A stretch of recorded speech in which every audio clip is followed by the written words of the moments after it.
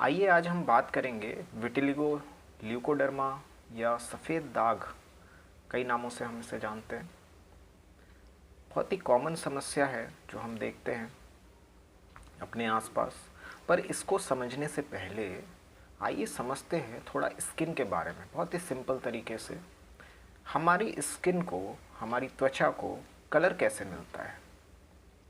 तो हमारी स्किन में कुछ सेल्स होते हैं जिनको बोला जाता है मेलेनोसाइट्स। ये मेलेनोसाइट्स मेलानिन नाम का एक पिगमेंट, एक पदार्थ रिलीज़ करते हैं, निकालते हैं, जिसकी वजह से स्किन को वो डार्क कलर जो है वो मिलता है। जो लोग डार्क स्किन या जो सांवले लोग होते हैं उनमें ये मेलानोसाइट्स की संख्या ज़्यादा होती है, तो मेलानिन का प्रोडक्शन ज़्यादा अमाउंट में प्रोड्यूस होता है मेलानिन, और इसीलिए त्वचा जो है वो सांवली होती है। ये मेलानिन हमें सूरज की अल्ट्रावायलेट रेस से, जो सूरज से जो यूवी रेज आती हैं, उससे बचाता है। तो इसलिए जो लोग सांवले हैं या जो लोग की डार्क स्किन है उन्हें खुश रहना चाहिए, क्योंकि आप कई सारी अल्ट्रावायलेट रेस से होने वाली बीमारियों से आप बच सकते हैं, जैसे कि स्किन कैंसर। तो फिर विटिलिगो क्या है? विटिलिगो एक ऐसी बीमारी है जिसमें जो हमारे शरीर की रोग प्रतिरोधक प्रणाली है या जो इम्यून सिस्टम है, वो इन्हीं मेलानोसाइट्स को, ये जो सेल्स हैं जो ये पिगमेंट बना रही है, उन्हीं को मारने लगता है।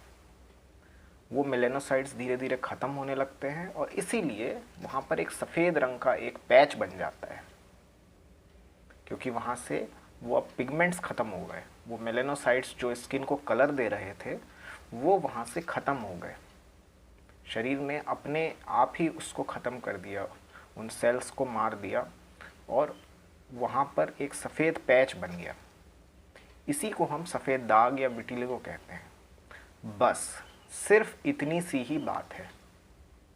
ये कोई बहुत गंभीर बीमारी नहीं है, ये कोई कुष्ठ रोग या लेप्रोसी नहीं है, ये कोई छुआछूत की बीमारी नहीं है जो छूने से फैल जाए, या कोई इन्फेक्शियस डिजीज़ हो जिससे आप एक व्यक्ति के संपर्क में आने से, उनको टच करने से आपको हो जाएगा, या ये कोई ऐसी बीमारी का संकेत नहीं है कि शरीर में कोई गंभीर रोग हो या कोई गंभीर बीमारी हो, ये उसका भी संकेत नहीं है। होता क्या है कि हम विटिलिगो को समझते नहीं हैं, और हम जो व्यक्ति जिसे विटिलिगो है उसे हम घृणा की नज़रों से देखते हैं, उससे दूरी बना लेते हैं, जिसकी वजह से वो व्यक्ति कई सारे मेंटल इश्यूज़ फेस करने लगता है, साइकोलॉजिकल इश्यूज़ फेस करने लगता है, जैसे कि एंजाइटी, और व्यक्ति दुखी रह सकता है, वो डिप्रेसिव स्टेट में जा सकता है। तो बीमारी को समझें और उनसे दूरी ना बनाएं। उनको टच करने से आपको ये बीमारी बिल्कुल भी नहीं फैलेगी। ये सिर्फ एक ऑटोइम्यून डिसऑर्डर है, ये याद रखें।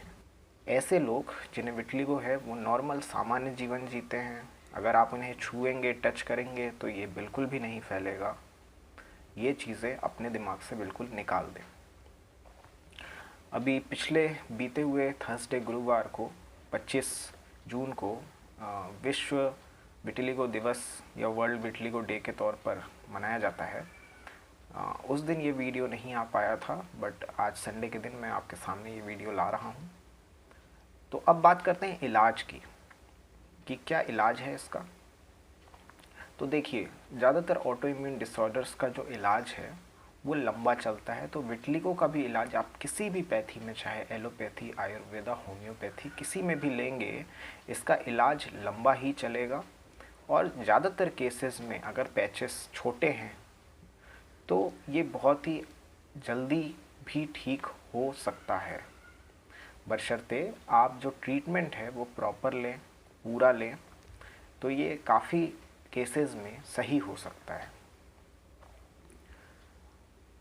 एलोपैथी में या जो मॉडर्न मेडिसिन है वहाँ पर स्टेरॉयडल क्रीम्स दी जाती हैं, कई तरह के क्रीम्स दी जाती हैं। उसके बाद फोटोथेरेपी भी करी जाती है, जिसमें व्यक्ति को धूप में रहने को बोला जाता है कुछ समय के लिए, क्योंकि धूप, जो सूर्य की किरणें होती हैं, वो मेलानोसाइट्स को एक्टिवेट करती हैं और मेलानिन के प्रोडक्शन को बढ़ाती हैं, तो कई बार उससे भी फ़र्क पड़ता है, वो पैचेस भरने लगते हैं। होम्योपैथी की अगर आप बात करेंगे तो हमारे यहाँ कई सारी ऐसी दवाइयाँ हैं जो उस मेलानोसाइट्स को एक्टिवेट करती हैं और वो मेलानिन के प्रोडक्शन को बढ़ाने का काम करती हैं। इसके अलावा कई जो हमारे कॉन्स्टिट्यूशनल ट्रीटमेंट है, जहाँ पर व्यक्ति के पूरे बॉडी और माइंड को ध्यान में रखकर एक दवाई का चुनाव किया जाता है, जिससे बहुत अच्छे रिजल्ट्स देखने को मिलते हैं। पर बात सिर्फ इतनी सी है कि किसी भी पैथी में अगर आप जाएंगे तो इसमें समय लगता है, ट्रीटमेंट जो है वो थोड़ा सा लंबा होता है। विटिलिगो के केसेस में कोई भी दवाई आप इंटरनेट से पढ़कर या यूट्यूब से देखकर ना खाएं। हमेशा चिकित्सीय परामर्श ज़रूर लें, डॉक्टर की सलाह ज़रूर लें और उसके बाद ही किसी दवाई का सेवन करें। तो मैं आशा करता हूँ कि आप इन बातों को याद रखेंगे विटिलिगो से संबंधी, और फ्यूचर में इस तरह की वीडियोस देखने के लिए चैनल को सब्सक्राइब करिए। अगर वीडियो ये पसंद आया हो तो वीडियो को लाइक करिए।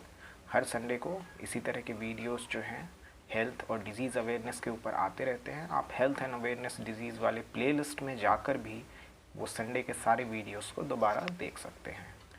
सो till next time, thanks a lot and good bye.